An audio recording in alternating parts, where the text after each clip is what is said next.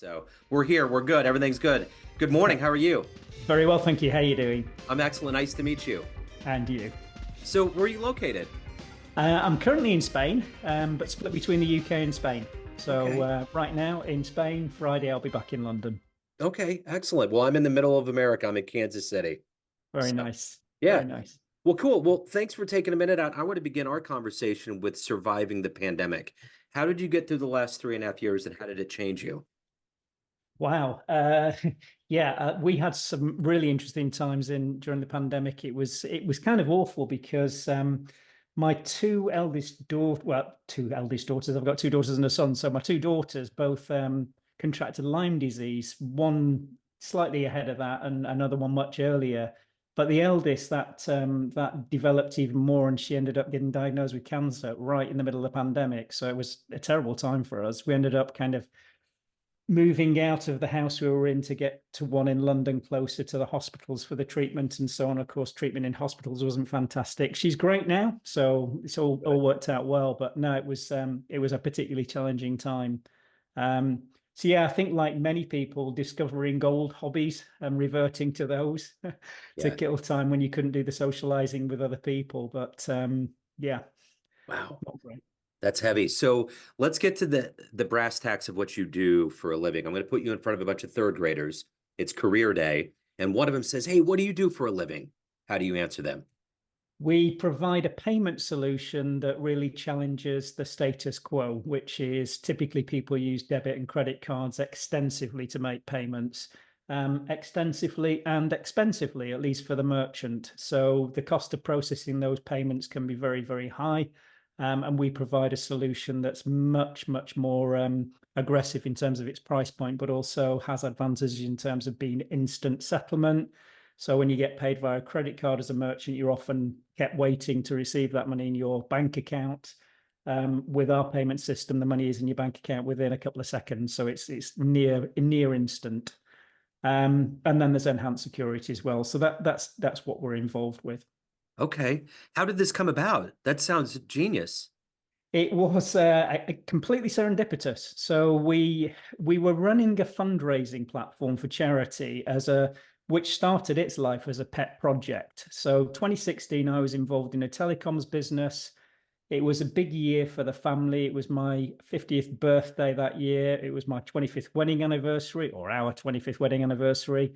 Two of the kids had significant birthdays, so we thought, what do we do to mark the year and celebrate? And we decided, I've been doing a bit of running for years for charity.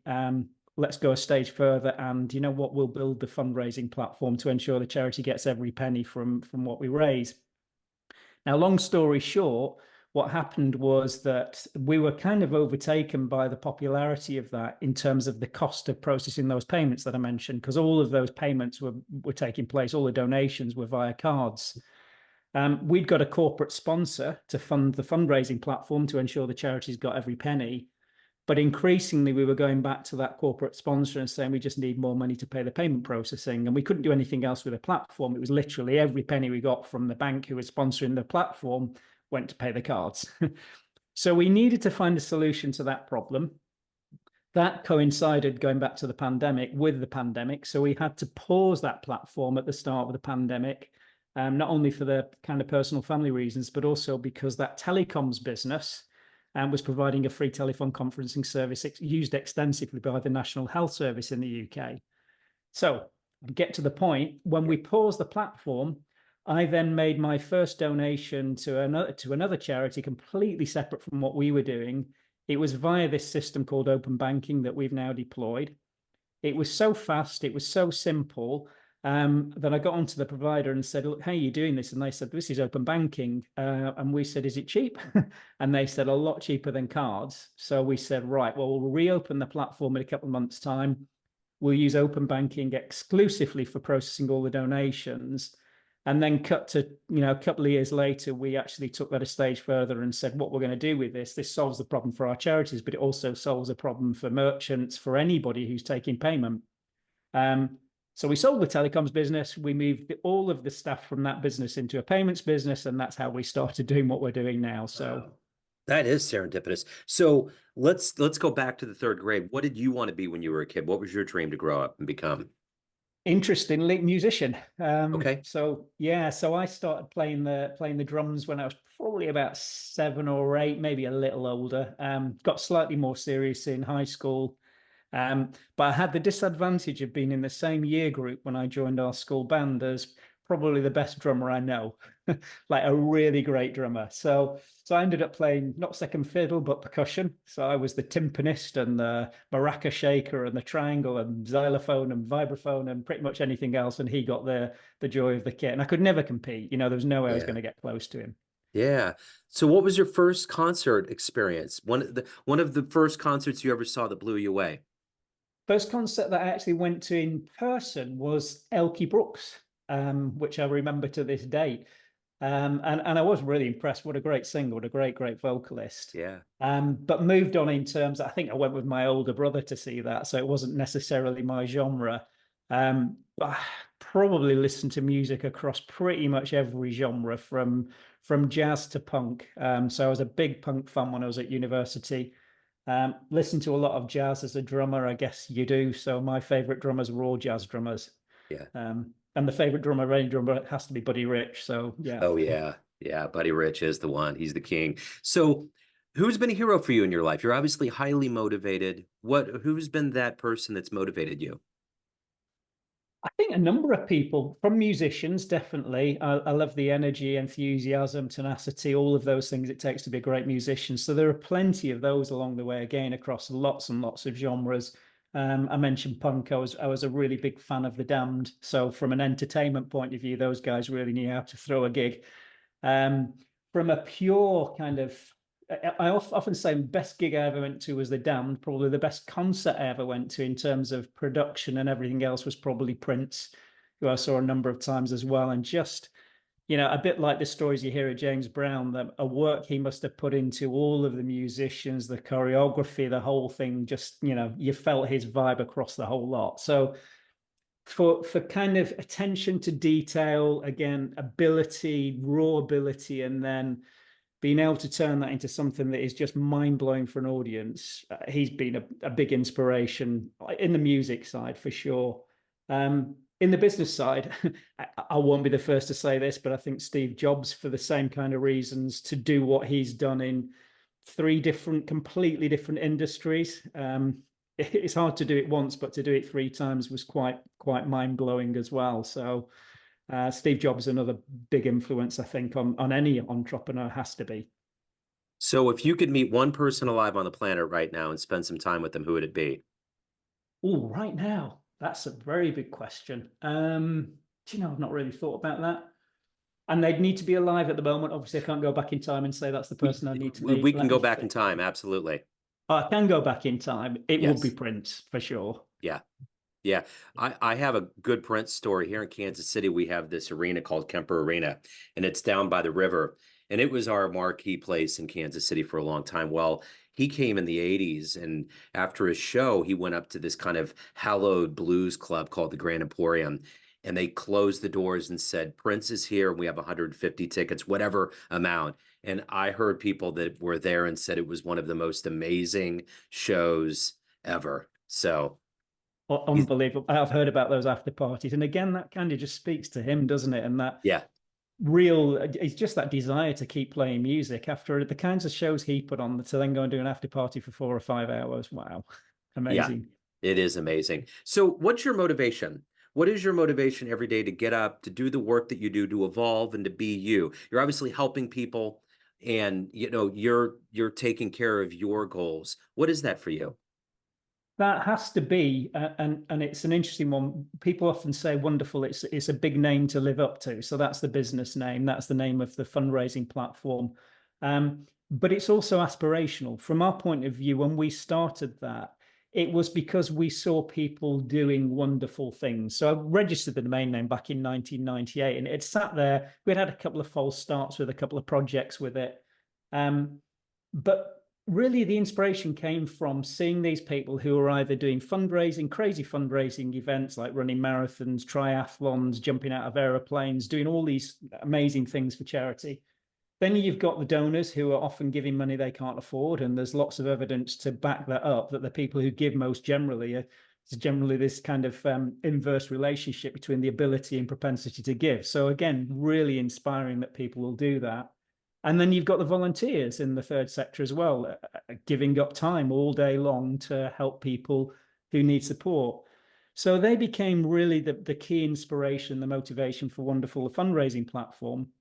And then essentially what we've done is take that a stage further and say, well, let's be as wonderful as that in the commercial sector. So super transparent on price, really, really trying to provide the best service we possibly can, and making sure there are no surprises for anybody. So there's a space to, I often say, to earn an honest crust for a fair day's work, or whether it's a fair crust for whatever it is, you know the expression. Yeah. There's no need necessarily to take people's eyes out just because you're running a commercial organization. So that's our view. Can we do something that's just inherently good? Yeah. So what's been one of your best success stories that you've been involved with? Maybe a letter you got or an email or something along those lines?